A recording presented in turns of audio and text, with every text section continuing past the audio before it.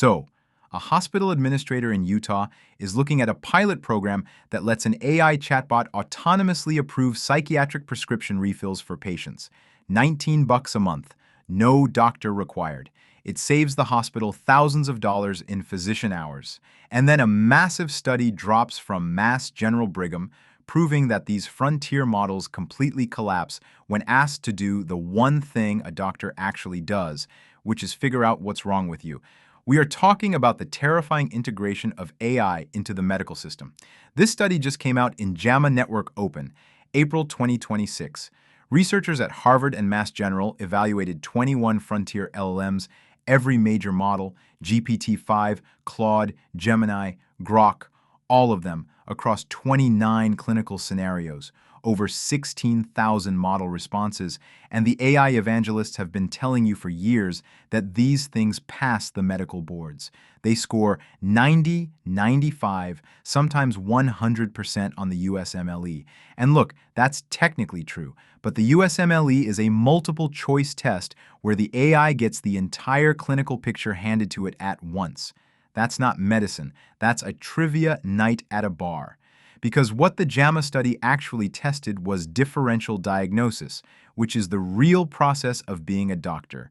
A patient walks in, you have almost no information, and you have to figure out what's wrong through iterative reasoning, ordering the right tests, updating your thinking as new symptoms appear.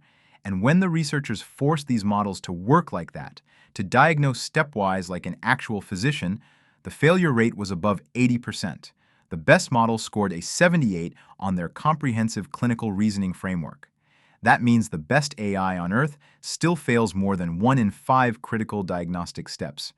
The lead researcher, Arya Rao at Harvard, basically said these models are great at naming a final diagnosis once you hand them everything, but they fall apart at the open-ended start of a case when there isn't much information, which is, every single time a patient walks through a door.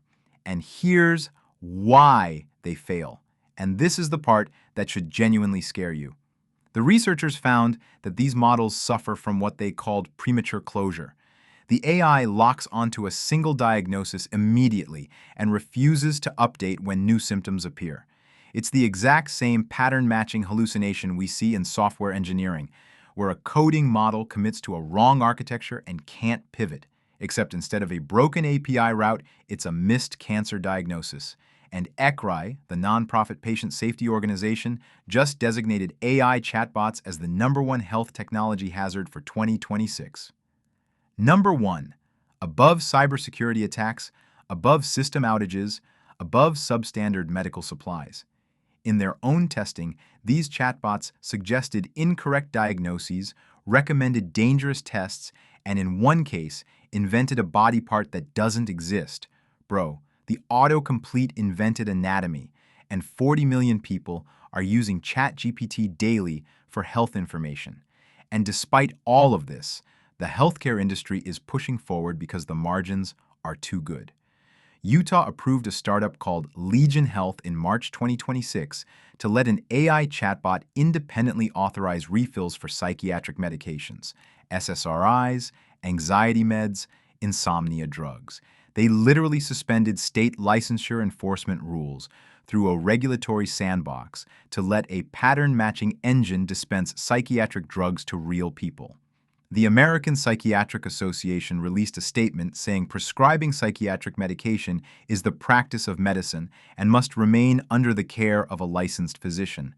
Medical experts are screaming that there is zero peer-reviewed safety data for this. And the thing is, another AI prescribing program in Utah, Doctronic, was hacked within weeks of launching. Security researchers manipulated it into recommending methamphetamine for social withdrawal and tripling doses of OxyContin. This isn't theoretical. This happened to a system that was actively authorized to prescribe medications to real patients. And Legion Health's CEO is out here saying every patient is going to have AI working on their behalf in 5 years. And you might be thinking, okay, but it's just stable patients getting refills. It's basically administrative. No. ER physicians will tell you that refills are never purely administrative because clinical conversations during routine checkups frequently reveal underlying conditions the patient didn't even know they had.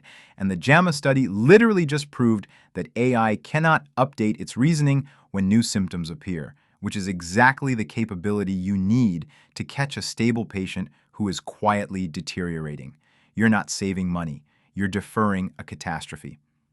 Stanford researchers found that unconstrained AI models produce error rates 50 to 400% higher than existing systems.